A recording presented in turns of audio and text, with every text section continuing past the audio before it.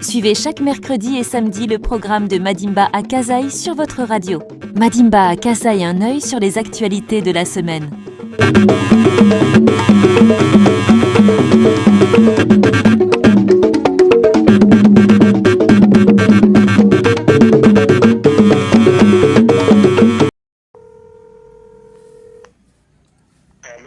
Oui, allô, monsieur Samouki Ningweji Samson, bonsoir. Bonsoir, journaliste. Je rappelle que vous êtes en direct de la chaîne Madimba Kasaï, hein, une chaîne qui est mise en ligne dans les territoires de Luisa. Nous sommes dans la province du Kasaï central. Je rappelle à nos auditeurs que vous êtes originaire du territoire de Luisa.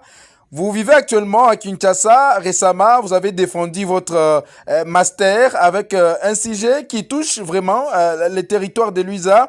Vous avez partagé avec vous avez un sujet pertinent selon lequel les conflits liés à la succession au pouvoir coutumier dans les territoires de Luisa en République démocratique du Congo cause, impact et mécanismes de prévention et gestion pour la consolidation de la paix communautaire. Qu'est-ce qui vous a réellement motivé de choisir ce sujet pertinent? Merci, cher journaliste.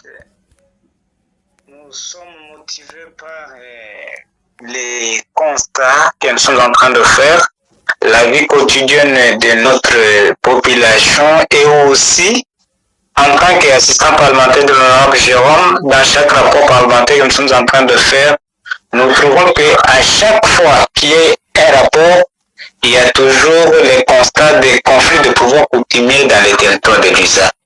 Et cela nous a amené à ce qu'on travaille d'abord pour connaître quels sont les mobiles qui font qu'il y ait des conflits dans les territoires de l'USA.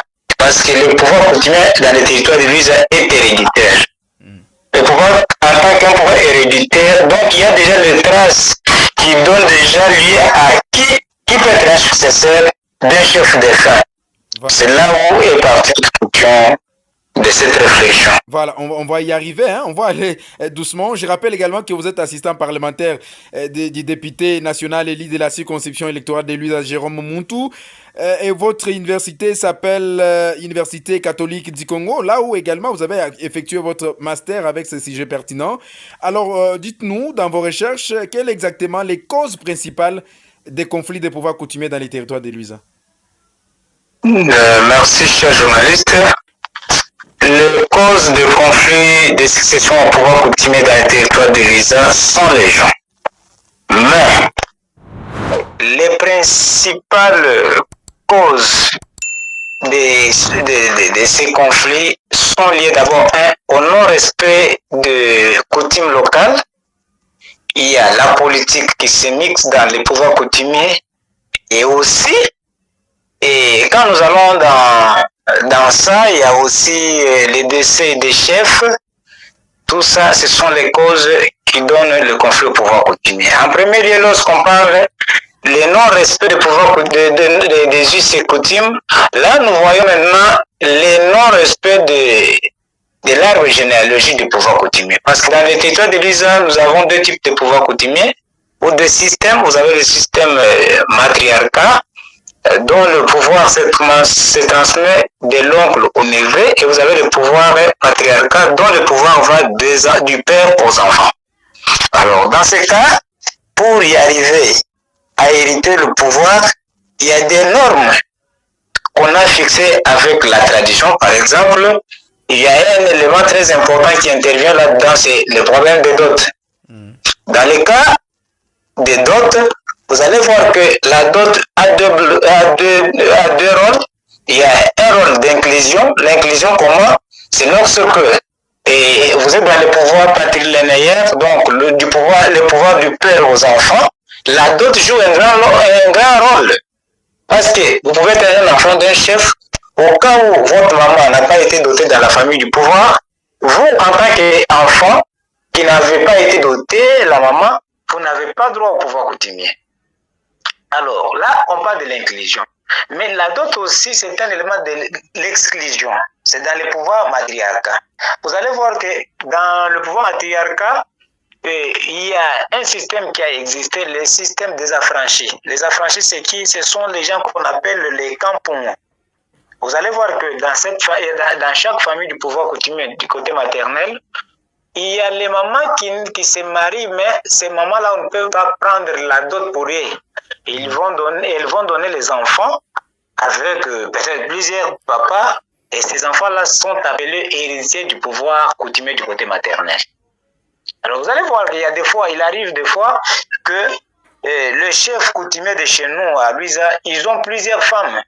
Quand ils ont plusieurs femmes, mais les enfants qui issus de ces couples-là n'ont pas le même, donc n'ont pas la même valeur.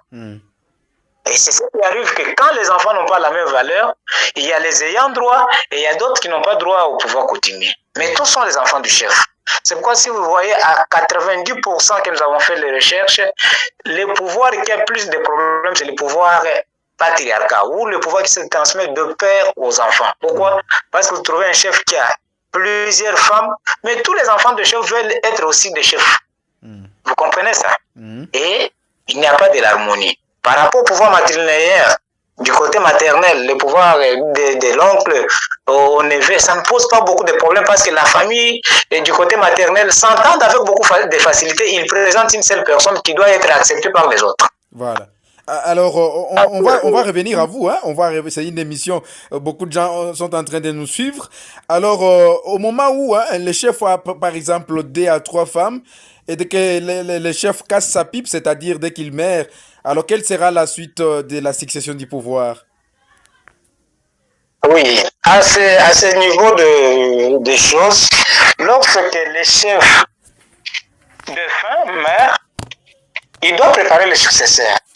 Parce que le successeur qui doit être préparé doit être présenté par les notables, il doit être présenté par la famille régnante et les autorités en charge des affaires coutumières. Par exemple, vous avez le chef de secteur, vous avez l'administrateur du territoire et vous avez aussi le gouverneur de province. Et quand ça arrive à ce niveau et que le chef a 3 ou 4 femmes dont tous les enfants ont droit d'être successeurs, on va étudier sur le plan moralité. Qui peut diriger les autres? C'est par rapport au comportement, le MERS, ce qu'il représente aussi dans la société, parce que être un successeur d'un chef, il faut aussi avoir l'approbation de la population. Parce que cette population-là que tu dois diriger, qui doit aussi t'accepter que réellement tu peux être un chef coutumier. Parce que si tu ne t'entends pas avec cette population, comment est-ce que vous allez les diriger? Et là, on va maintenant voir à partir de la moralité, comment vous vous comportez dans la société. Ça doit être les critères de base. Lorsque vous avez plusieurs enfants qui doivent vous succéder, il faut tenir compte maintenant des critères de comportement. Voilà, c'est un sujet pertinent. Hein? Nous voulons que nous puissions y aller de manière professionnelle, c'est que nous puissions également apporter un plus dans ce qui se passe normalement dans notre territoire. Aujourd'hui, le territoire de l'UZ est enregistré parmi les territoires qui ont les problèmes de conflits de pouvoir coutumier. On prend l'exemple d'un village, hein? On ne veut pas citer les noms ici. Les chefs avaient 2 femmes, mais alors aujourd'hui, les fils de la première épouse, c'est lui-là qui dirigeait les groupements à un certain moment. Les fils de la deuxième épouse venaient également pour déclarer que c'est lui l'héritier des pouvoirs. Dans ces cas, que faudra-t-il réellement faire concrètement? Oui, parce que dans le cadre de pouvoir coutumier, le chef peut avoir plusieurs femmes, comme nous venons de souligner au départ, mais il faut qu'il y ait un élément qui atteste. Pourquoi le fils de deuxième femme réclame que c'est celui qui doit être héritier? Est-ce que c'est sa mère qui a été dotée et c'est ce qui lui donne le pouvoir d'être? Parce que vous allez voir, chers journalistes, qu'il y a aussi un élément très important. Chez nous, dans le territoire de Luisa, lorsque la maman ou la femme d'un chef a été dotée par son oncle maternel, et que le pouvoir dont le chef garde est du côté paternel, et que cette femme qui a été dotée par sa famille maternelle, donc du côté maternel d'un chef, ces enfants-là n'ont pas aussi droit au pouvoir coutumier du côté paternel, vous devez le savoir, chers journalistes. Alors là, il faut voir que les biens qui doivent doter la femme doivent provenir du côté paternel du chef, si c'est le pouvoir patrilinéaire.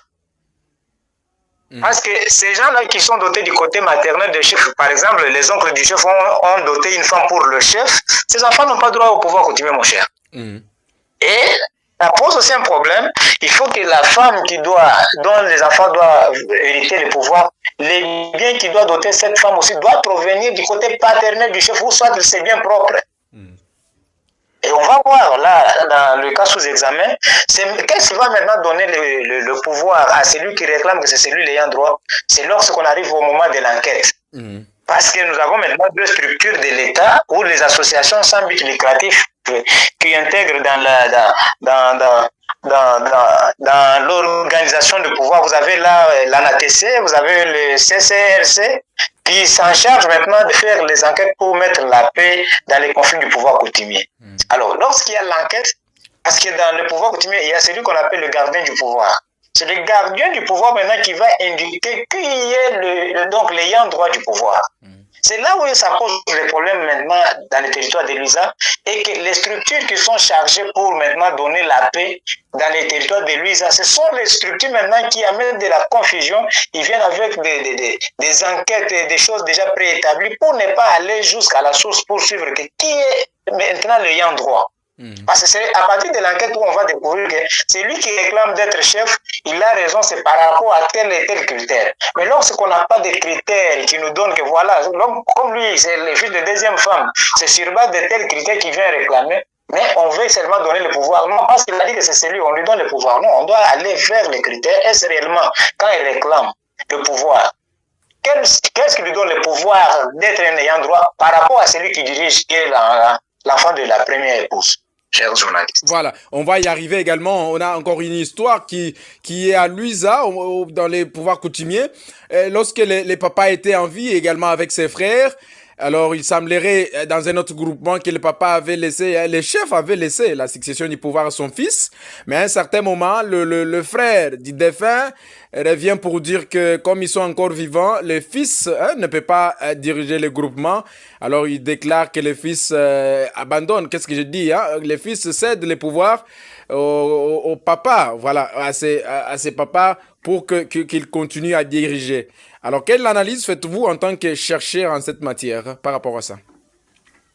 Oui, chers journalistes, nous en tant que spécialistes en gestion des conflits et construction des paix dans la société ou dans la communauté, nous nous sommes dit que le pouvoir doit se transmettre donc dans la génération. Comme déjà la première génération qui a dirigé, parce que c'est lui qui avait dirigé le pouvoir, le premier chef qui a dû pas avoir des raisons, parce que il y a déjà une génération qui a dirigé, la génération de leurs frères. Et là maintenant c'est la génération des enfants qui vient. C'est pour ne pas perturber l'ordre de la succession du pouvoir coutumier. Si on donne au petit frère du chef défunt, vous allez voir qu'il y aura maintenant du désordre. Et donc le chef là va encore désorienter les pouvoirs qui peut aller vers un autre enfant. Cet enfant là aussi il va désorienter et ça va amener du désordre. C'est pourquoi on veut que la lignée du pouvoir soit respectée dans la génération. Donc c'est ce que nous avons proposé. Quand déjà il y a un chef qui a le pouvoir et qu'il est décédé, il doit donner à son enfant. Et son enfant là aussi, quand il sera à la fin de son pouvoir,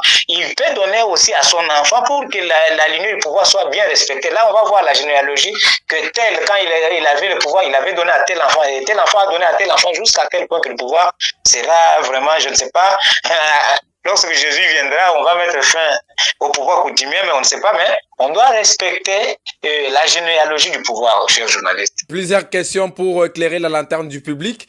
Alors, au moment où le chef est encore vivant, alors il décide de donner le pouvoir à son frère, pas à son fils, mais il décide de donner à son frère.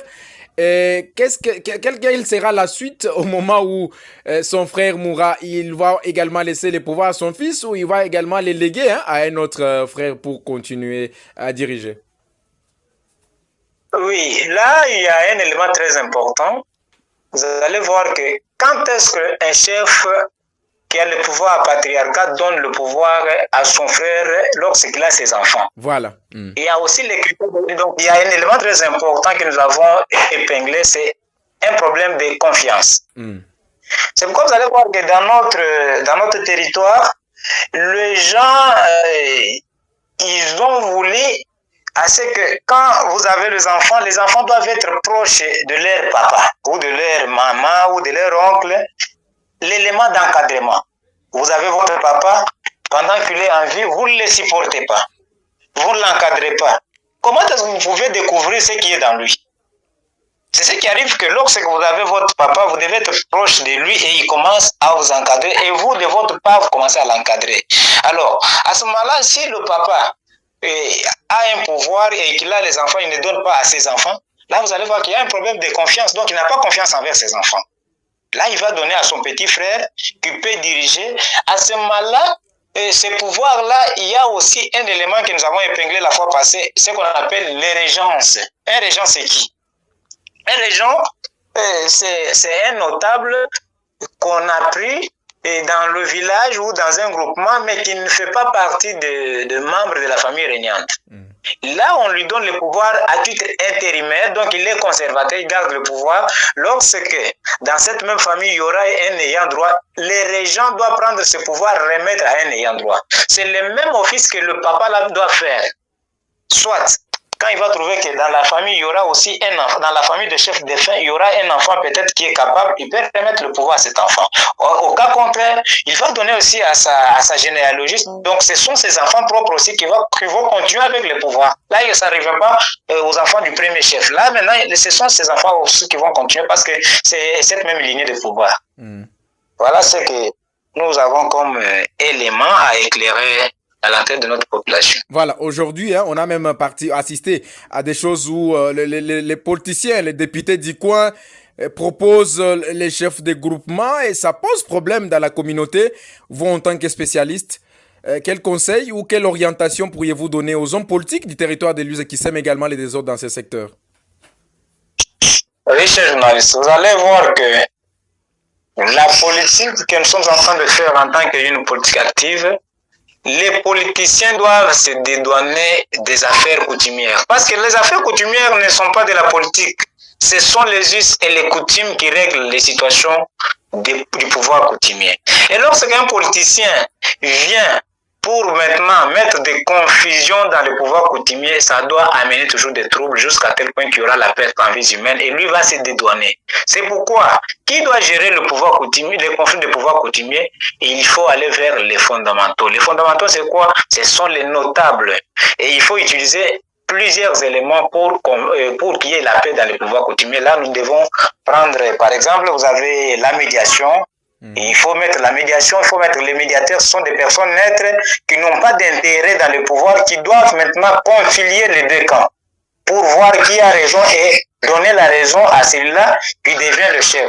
On doit utiliser aussi les bons offices. Les bons offices, qu'est-ce qu'on doit faire là? Il faut maintenant prendre les personnes vraiment de haute facture. Par exemple, vous prenez les chefs coutumiers voisins, vous prenez le chef de secteur, d'autres secteurs qui viennent dans un groupement d'un autre secteur pour qu'il y ait maintenant la médiation, qu'ils puissent concilier les deux parties qui sont en conflit. Ou on utilise aussi la négociation. Comment on fait? Non, par exemple, au lieu que les gens s'entretuent, comme nous venons de parler, qu'un chef qui a deux enfants, plusieurs femmes, mais les deux enfants qui posent problème, on peut faire maintenant ce que nous avons parlé, le pouvoir alternatif. Donc, une année, c'est les enfants de telle personne qui peuvent diriger jusqu'à telle année. Et deuxième année, c'est les enfants de telle maman qui vont diriger. Et là, ça devient maintenant d'une manière alternative pour qu'il n'y ait pas du désordre. Maintenant, là, ça va aller de la négociation. Comment est-ce que vous négociez pour que les gens restent en paix? Voilà ce que nous proposons. Les politiques ne peuvent pas s'ingérer dans les pouvoirs coutumiers. Les pouvoirs coutumiers, c'est un pouvoir qui est héréditaire et il y a des normes pour devenir héritier de ce pouvoir. Donc, les politiques doivent quitter dans le pouvoir coutumier. Voilà notre proposition. Voilà, merci beaucoup. Vous êtes en train d'intervenir avec un sujet très pertinent aujourd'hui dans les territoires de Luz. Il faut les rappeler, les gens s'entretirent pour les pouvoirs coutumiers. C'est connu de tous, mais sous la barbe des autorités qui, à leur niveau, n'ont rien fait jusqu'ici pour que la paix règne ou pour que la paix revienne dans les milieux. Alors, quelles sont les propositions que vous avez prévues à votre niveau? Là, on prend les cas du gouvernement provincial du Kasaï central. Qu'est-ce que vous pouvez soumettre comme proposition au gouverneur de province et son gouvernement afin de mettre terme à ces conflits de pouvoir coutumiers qui sont en train de causer des morts, des pertes en vie humaine dans les territoires de Luz et dans d'autres territoires environnants? Oui, chers journalistes, nous avons plusieurs pistes de solutions que nous avons proposées. Pour y arriver d'abord à la solution, la première des choses, les gens, les autorités en charge des affaires coutumières doivent comprendre que le pouvoir coutumier, c'est un pouvoir qui a des principes. Et ces principes sont liés à des us. Notre coutume, il faut aller vers d'abord consulter les personnes qui sont intéressées par le pouvoir coutumier. Qui sont? D'abord, il faut aller vers d'abord qui sont les parties prenantes dans les conflits. Parce que si vous découvrez déjà les parties prenantes, là, vous devez maintenant trancher bien la situation. Mais lorsque vous n'arrivez pas à découvrir les parties prenantes, là, ça pose problème. Ça pose problème. C'est quoi? Il faut d'abord établir qui sont les parties prenantes. D'abord, dans les parties prenantes, vous allez voir qu'il y a d'abord la famille régnante. La famille régnante, parce qu'à Luisa, la famille, c'est le départ du pouvoir. Alors, il faut aller vers la famille régnante. Quand vous êtes dans la famille régnante, c'est la famille qui va vous donner maintenant qui est-ce qu'ils aiment à ce qui devient chef. Donc, il faut aller vers la famille régnante. Il faut associer la notabilité. Parce que la notabilité, c'est vraiment, c'est ce qui est comme les conseils de ces groupements. Alors, dans ça, nous avons donné des propositions et recommandations, chers journalistes. Donc là, pour arriver à consolider la paix dans notre territoire, nous avons proposé, d'abord, il faut d'abord renforcer l'éducation civique et la sensibilisation de notre communauté. C'est comme ça que nous sommes en train de faire. Nous devons d'abord renforcer l'éducation civique. Parce que vous allez voir que il y a, ce que je venais de souligner, ce qu'on appelle les régions. À l'époque, le Belge a instauré un système. Par exemple, vous êtes un chef coutumier, mais dans votre famille, vous n'avez pas un membre de famille proche qui peut diriger les autres. Mais on a pris quelqu'un, un notable, on lui a donné ce pouvoir-là. Mais c'est lui qu'on a donné le pouvoir. Il a évolué avec ce pouvoir durant plusieurs années. Il devient comme les chefs l'ayant droit.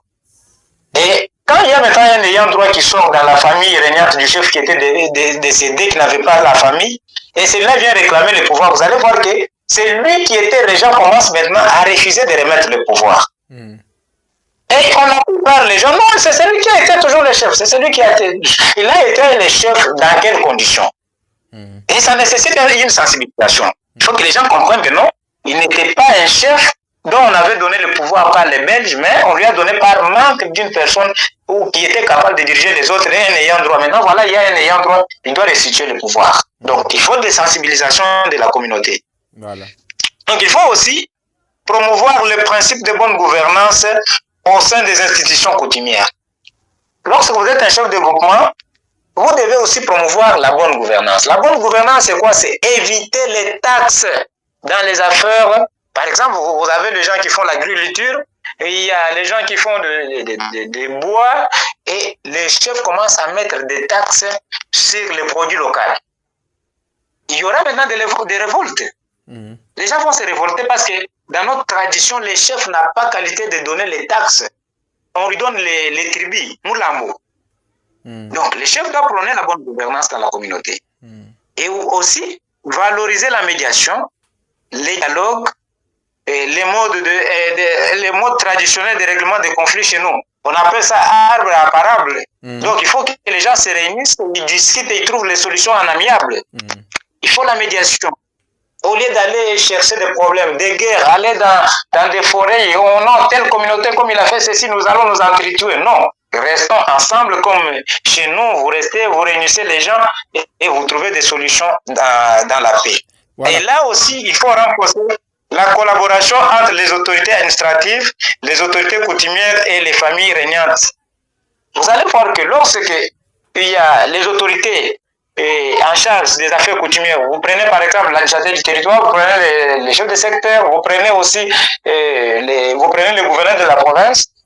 Il faut qu'il y ait une bonne collaboration. Parce que lorsqu'ils viennent pour instaurer, donc mettre quelqu'un dans le pouvoir, il doit d'abord y avoir la collaboration et l'accord de la famille régnante. Mais vous trouvez quelqu'un qui vous quitte, il vient seulement, non, c'est moi le chef de groupement, on lui donne un document, il rentre, il vient pour diriger. Et pourtant que celui-là n'est pas un membre de la famille régnante. Il n'est pas reconnu par la famille régnante. Ou il ne remplit pas les conditions pour devenir un chef. C'est ce qui va être difficile pour cela à diriger et la famille régnante va s'opposer. Donc c'est pourquoi nous préférons que les autorités, les gouverneurs de la province, parce que c'est le gouverneur qui va désigner l'équipe qui va aller vers le groupement en conflit pour faire les enquêtes. Donc, avant d'aller faire les enquêtes, ils doivent collaborer avec les membres de la famille régnante. Voilà. Ça, c'est... Il faut aussi aller assurer une application effective des textes légaux qui régissent les pouvoirs coutumiers. Parce qu'aujourd'hui, là, nous avons les statuts des chefs coutumiers. C'est la loi numéro 15/015 du 18 août 2015 qui donne le pouvoir aux chefs coutumiers. C'est ça le statut des chefs coutumiers. Donc, les gens doivent vraiment, quand vous allez dans le statut 15/015 de 2015, tout est prévu. Qu'est-ce qu'on appelle un conflit de pouvoir coutumier? Et on a donné les règlements. Donc, ce statut-là doit être appliqué dans son intégralité. Voilà. Et donc, voilà ce que nous pouvons donner comme proposition en tant que technicien, en tant que spécialiste en gestion des conflits. Voilà. Et là, on va se spécialiser dans la gestion des conflits de pouvoir coutumier, chers journalistes. Merci beaucoup. Je ne sais pas si vous êtes fort en Chiluba, mais quand même, vous allez vous efforcer, hein, parce que tous les chefs ne comprennent pas la langue française. Dans 3 minutes, on va également conclure. Alors, on voudrait également jeter un petit mot en Chiluba pour faciliter l'audition de beaucoup de personnes. Moi, Namabu, Samson, Mwikala, Kulusekalwa, Kinsansa.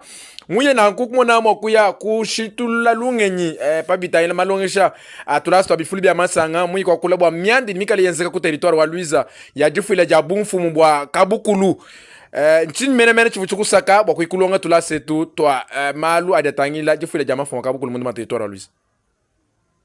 Oui, stade journaliste chivuchuku saka bwa kamene tukulonga kilungu cha bilungu bya banfu mbakabukulu malwa tutumona kwetukuluiza banfu bali balwangana vita bashipangana tutumona bantu boshanzugu benzelangana malu mabi bakaba yomu tukushipangana bintu abibitambo kutotonde twetu batumona bintu bya bwenu nkwabe batumona bunfu mbakabukulu kacho kubeleji bakatu babukosene muntu kampano kili bwa kushala mfumu kati bijibiyenzeke bibiyenzeke bwa chini kibwakalo bya kutumane ifo twanju kulonga ne bijibiju la bilumbu mubumfu mbwakabo kunumbingani. Voilà. Ouais, comme on en est. Qui le Congo tout le soko kwela chijula mene bivundu kwetu nchini. Twashukubikebele lungeni kwa kumane.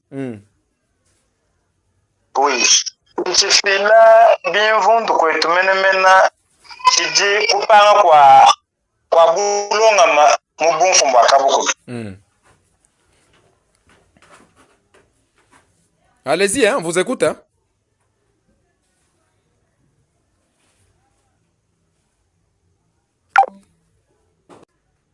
Buji kupanga bulonga mubumfu mbwakabo. OK. Bwali mubumfu mbwakabo tudi ni bumfu misango ibyo kwetuluiza. Tudi bumfu mbuli babigine bumfu mbwali bokuja baluma. Donc bumfu mbudi tatu wangata bumfu mbwenda kupesha bana benda bashala banfumu. Kadi bwa mwana kushala mfumu mubumfu mbwa tatu wenda kujimalu ajidini chakukumbashi.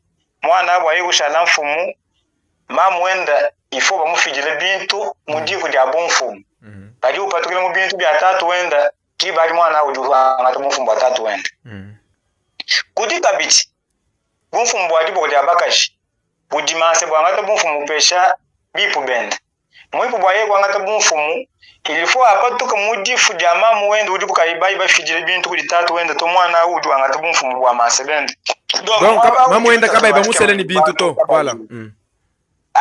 Mamu kimba musela to ba mufijile bintu to mwana uju ni pouvoir wakanta bintu bumfumu bwa masebende. Et aussi mwana uju bwa kala mamu ba musela metatu wa bana abuki mufile bintu byonso kudi bakaja mamu to badi benza kalikil mbujo mishala badi bangata mwana mu bapesha famille wa mama mwana uti kabini pouvoir wa momo ni bam na bakwa bavoka baba fidele bintu to ti badi bendo li bakwa ngata bunfu. Donc bio biabi gibi lo kufile confusion udu pete banfu mbaka bukulu babunyi badi basele bakashi babunyi bana bakashi batanu basambo ngome bana bonso abu badi bakengele ne bashala banfu. kadi bakwa badi ba remplir condition bakwa ba remplir condition to kadi di bana bon ba remplir condition ba ba sha ban fumu pinde u apa bidi wa famille renyante ni mwina chef udu tane mwana udi ni lui pour la kulombo bakwa bukiye badi ba ngata bon fumu ba mo pêche ba kulombo bakwa bu chef journaliste. Voilà pinye bikala bwana tatu wakufwa bumfu mubujibu yikujibana babu ni tatu anyi bujibu yikujumwana bidi byanza kumushindukai padi tatu fois mukadi ne mujifu ja tatu ujumu fo chef voni bumfu okay ujumu diriger kapena ka bwa kwanta bumfu ba peshe bana babu ba mfumu to ba peshe bana ba peshe ka bidi bana babu ba chef baji ba kunyanga mulongo wa bumfu baji ba bijibi jinga ne bumfu mabu ka bidi kujibana ba kwa mulongo wa ikala mwimpa bwa awe nda baji ukula ka jo kwanga to peshe mwana ndo mko abu ba kwa mene atu ni bumfu kadi bo bi kala ne tatu uvo ni bumfu mshefu bana bende kimbana badi ni kajulumi mpoto ba wa kupesha kabidi mwa kunenda wa shefu bwa alama bumfu mwabu apo bende kenda kabidi upinga sho kujibana ba mfumu wa kumparato dibe diju upungile bende udu kesha mpinde bana bende badi murele batongoka ni bumfu basket bonso badi ni bu di badi ni buko keshibumu ni bana ba shefu wa kumpalo ni bumfu ni bana ba shefu udi ni bumfu mwabe kabene bashilana to bonso badi bana badi bangata ndo bumfu bya bubayana bukumpala. Voilà, udi mutoke mo maito tuleje bwani wewa ngudi muyi bilonga ku lusegelo achisense mu Université Catholique udi muyi kala mu bilonga ni utuleje nabi tukati kundekelu kwa emission mwanda kai pinye udi wambile bamfumba lo mudi ba province balo mudi ba territoire bamfumene bakabukulu bakumona oke bajitarele kwetu kununguluiza kamai nto tulomba bamfumu betu en charge wa affaire coutumière bikala balonda shidi mikenshi tu abukabukulu basi kabukulu keto pomfu bonso butuni njila wabo ni bwigala bwa bana bujini principe ya abune do mwana kampanga kiru shalanfu bo bwigala ne bwa bipu bene famille we musu kumona mu Louise bonfu bwa bongo ni lutato bwa bana kimbwa bipu to walu famille wa bipu bajiba petanga na musango basi baba ne uye mupeta chintu chijito chetu bonso me bana bajiba monene abo bapeta bonfu mwebu buli bushala bwa difu dia bantu kampanda kibwa ka udi mone bidibitu fidelu tatu mu territoire wa Louise bantu badika bayibwa kala benzene bonfu busomba mimpa bena anatese ni CCRC parce que anatese budi bulongo di bwa territoire CCRCC budi bulongo di budi mu chaque secteur ki bantu badi wakala balenje bonfu mune muntu bwa kwanta bonfu mu yeye kali bo badi baloni menji deja ne bakaba longo le malo abukwaka kaba ibalu kulonde bidi famille ne to akula balondo njile wa bonfu muto ki bwa lukati tu balomba ne bonfu mu bwa bo wikala ne lutolo anu enquête we mikala mimpa bikala benza enquête mimpa kwa kama ne batanyi le mpinje ba ayant droit wa ditala di bole ko tukuluiza kato ne bananga ne Louise kala ni machidi tukujons bwa bonfu bukavu deja ba tracer njile wa buto ki ukito bwa kopila bo mobelo kuti banfu mo bali batanyi ma akabukulu twasa kijila wabunyi tulibikala tuleje bwani nibikala nchaku kulonda kutujwa matusatu twa territoire wa Louise pikala malonso makumbana mumilite mu niba kulonda kuma Madimba Kasai biaswa wakulu niba kulonda ku radio Jija Louise na nshaku radio Réveil bakumona makwamulisa bana betu bonso bali mu secteur muanda muntekete dia territoire wa Louise bakumva malonga sha mushingaji mu ikulonga bakumona makutwala jitalala munda mu territoire wa Louise tuvulu jene jine jebo wabadika baba kumanyi udimwikala samukini ngweji Samson kuluseka lwa Chinsansi kaji udimwana wa munda mu territoire wa Louise nguluseka lwa Chisense Jija ndekelu we mujamba mu Falansa mbimpo we mujamba mu Chiluba mbimpo watatu mwana makosa emission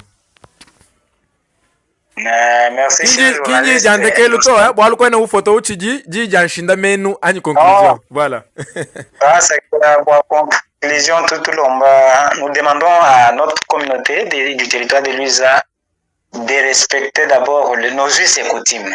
Et nous demandons à ceux qui est la paix dans les territoires de Louise, parce que le territoire de Louise, c'est un territoire post-conflit de Kamouina Sapo. Et tout ce qui se passe comme conflit du pouvoir coutumier doit ressusciter les vieux démons qui a été déjà enterrés. Donc, nous devons respecter nos us et coutumes en suivant les principes établis pour ne pas aller vers les conflits éternels que nous avons vécu avec Kamouina Sapo, qui a détruit les territoires de Louise, qui n'étaient pas même concernés dans ces conflits qui est venu de Dibaya. Et alors, ces conflits viennent de l'interne du territoire de Louise, il serait difficile d'être éteint. Donc, nous ne voulons pas assez qu'on revienne avec des difficultés. On a détruit les infrastructures communautaires, les écoles, on a détruit les centres de santé, on a détruit plusieurs maisons de l'État pour ne rien bénéficier de ce conflit. Donc, nous devons éviter pour que de telles histoires nous reviennent dans les territoires de Luiza. Merci, chers journalistes. On ne se limite pas là, mais nous allons continuer avec les sensibilisations. Et lorsque nous serons sur place dans les territoires de Luiza, on va encore demander aux autorités du territoire de nous réunir les chefs coutumiers pour qu'on essaie de discuter et mettre les principes dans l'ordre, parce que c'est là notre obligation que nous sommes assignés de conseiller notre territoire et de les orienter. Merci beaucoup. Voilà, Monsieur Samou Kinyingweji Samson, je rappelle que vous avez récemment défendu votre mémoire des masters à l'Université catholique du Congo. Votre travail a été vraiment important pour le territoire de Luiza. Je rappelle également que vous avez distingué avec 82%, ça n'a pas été facile. Nos sincères félicitations et merci d'avoir répondu à nos questions. Merci, chers journalistes. Nous allons vous revenir encore dans d'autres émissions parce que nous n'allons pas nous fatiguer. Merci.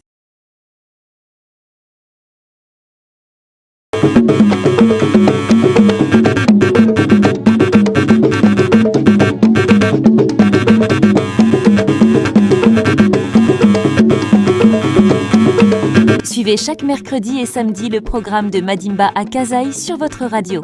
Madimba à Kasaï, un œil sur les actualités de la semaine.